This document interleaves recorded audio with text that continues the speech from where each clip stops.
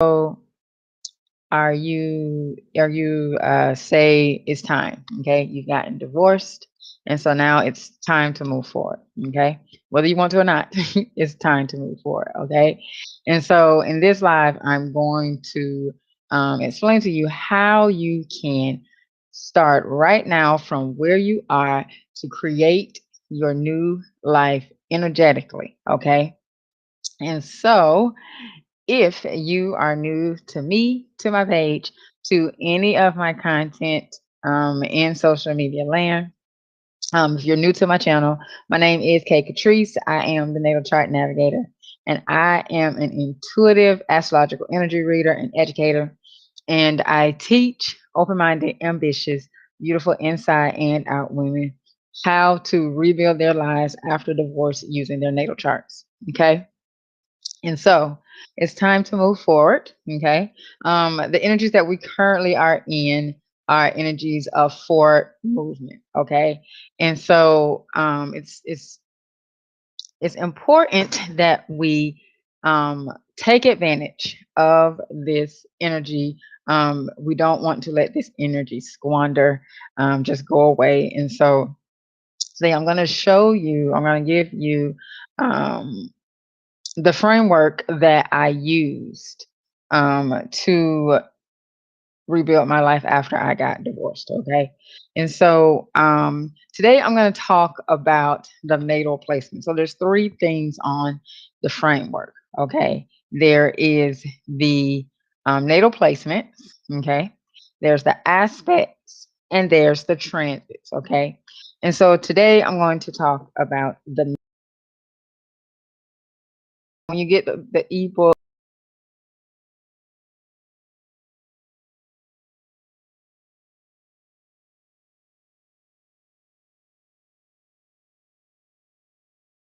oh, let me see. Okay. Okay. Okay, works back. And it's not raining, so I don't know what's going on. Okay, going out. No. Okay. So anyway, moving right along. Natal placements. First of all, when you if you're brand new to astrology, okay, if you just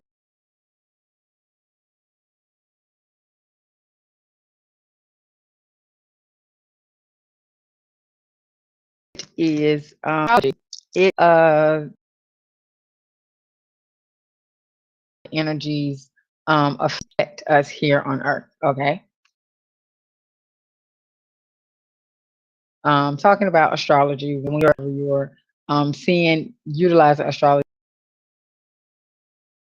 through your natal chart. And your natal chart is a snapshot of the sky at your time, date, and place of birth. Okay. And so when you were born, the planets were at in certain signs, okay, certain zodiac signs, and those signs are energies, okay. And so when you hear me refer to, I say signs and energies interchangeably, okay. And so when you're born, all the planets were at a certain position, okay. When you enter into the world, all of those energies are inside of you. Okay. And so your natal chart shows you that. And so what you do is you take your natal chart, you learn your natal placements. Okay. That's the first step in the framework. The first thing I did was to learn my natal placements. Okay. So I am a Virgo sun. Okay. And Virgo energy is earth energy. And so earth energy is a very grounded energy. Now, Virgo energy is also an energy that is very analytical. It can be nitpicky. It can be judgmental and critical. But it's also energy of the maiden, someone who has a very servant heart. Okay, someone who is reserved and not so much as shy, but just so much as reserved. Kind of scan the room, scan the energy to see how things flow. You know, That's Virgo energy, okay? That's my sun sign. Your sun sign is who you are at your core, okay? It's your soul, okay? And then your rising sign, which is the rising sign is what you actually need for um to actually get the time, I'm sorry. Your time of birth is what you need to get an accurate rising sign. So for me, my rising sign is Leo. Leo is ruled by the sun. Okay. Now the planet that rules the sign that is your rising sign, that planet is your chart ruler. Okay. And so for me, it is Leo. It is the sun because the sun rules the sign of Leo. Okay. And as you know, the sun is the brightest star in the sky, and everything revolves around the sun. And so, with Leo energy being on my first house, my disposition is very sunny. I smile a lot. People are like, "Oh, you have a really pretty smile." And I'm like, "Oh, thanks."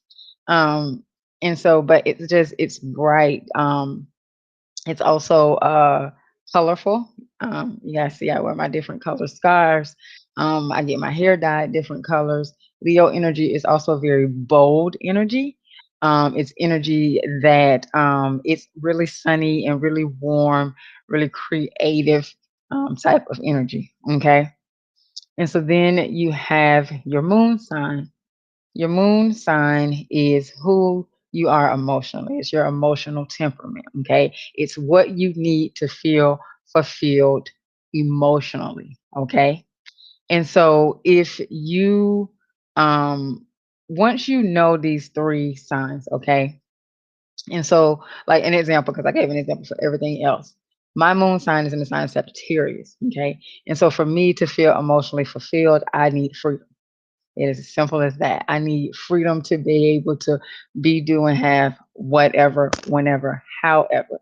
I do not like restriction. That does not work for somebody with a Sagittarius moon or really any Sagittarius placement. Freedom is really big to Sagittarius energy, but I'm also Sagittarius energy is also very philosophical, which hence, as you see, I love um, I love talking about astrology and things of that nature. Okay, and things of the higher learning. Okay, because Sagittarius energy rules the higher learning. Okay, and so as you can see, learning your natal placements are very, very important because the natal placements are who you are at your core. Okay.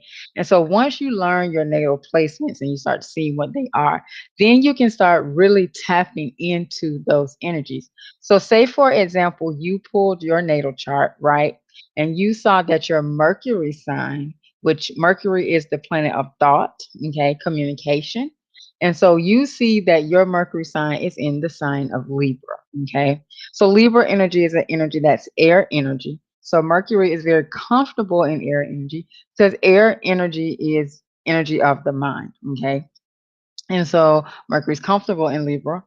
Libra energy is also energy that is like balance. Okay, it's the scales. And so you are somebody who is going to think probably in pros and cons. You're going to think, okay, how will this benefit the other person? You're going to be somebody who likes to bounce ideas off of somebody. And so once you know how you think, okay, then you can start to do things in a way that will be more aligned with how you energetically are set up to think. Okay. And so, take another example would be your Venus placement. Okay. Venus is the planet of love and beauty. Venus is the planet of money. It is the planet of aesthetics, and it's like the socialite of the zodiac, right? And so when you pull your natal chart and you see that you have your Venus in, say, the sign of Pisces, okay? Venus loves being in the sign of Pisces, okay? It is exalted in the sign of Pisces because Pisces energy is an energy that is has really no boundaries. It is really fluid and boundless. It's mutable energy. It's water energy. Water energy is all about your emotions. Okay. And so you have, say you have Pisces in you have Venus in Pisces. So you're going to be somebody who's very open, you're very loving. You are going to you and your partner, like, it's a very a dreamy type of energy. And so the love that you want to experience is, and the love that you give and the love you want to experience is a love that is very dreamy. It's a very open, and it wants to like merge with the person that it is in love with. Okay. And so once you start to really know and learn about that, because not only that, then you have to look at all aspects of it, not just the positive, but also the negative. So if you know that that's how you love, you also got to think about, okay, what could be the consequences, because there are going to be some consequences. um you could be taken advantage of. You could be, because you love so deep, if the relationship ends, it probably would be very painful for you. And so you have to look at um both sides of the coin, with that, to make sure that you're well rounded on how the placement will operate in that energy. Okay. And so in the framework, the first chapter is about your natal placements, because I really do believe that you cannot do anything with steps 2 or 3 if you don't know your natal placements, because your natal placements are you, right? And so you want to get to know the natal placements, because that is you. And then you'll move on to the aspects, which is how those placements interact, how those energies interact with each other within the chart. And then the transits, okay? And so for the transits, when you hear me speaking about Saturn retrograde, or Pluto retrograde, or Venus moving into Leo, those are current planetary transits, meaning that's what the planets are doing currently right now. Okay. And so when you get the framework, you really want to dive in and really understand chapter one. Chapter one is understanding your natal placements. Really, really good information in there. It really breaks down, um, what the natal placements are and why it's so important for you to get to really, on a deep level, understand. I guess I shouldn't say deep level, but on a really, really understand it. You know what I'm saying? Um, and not just by reading, but you're going to have to start seeing how these energies play out in your life. Like, you have to start really paying attention. Once you start on this journey, okay, of rebuilding your life this way, you're going to have to really pay attention to your life. Pay attention to how the energies are playing out. So, like, when I first started this back in 2020, and I noticed, I learned that my Mercury sign was in the sign of Libra. Okay. It made sense as to why I always used to do pros versus cons. That's how I made, like, if I didn't, of course, I would ask people questions, like people that I trusted, people that I was friends with, people that, I really trusted, that I told, um, you know, like personal information too. Like, I would always like ask them and want to get their opinion, what they think about the situation. And then I would, have my opinion, what I thought. And then, I always made my decision based on the pros and cons. That's why I still do that. But it let me know why I did things the way I did it. And so then once I really started really learning and tapping into that, it really helped me to be more focused in my thought. Okay, because Libra energy, because it likes to keep the peace.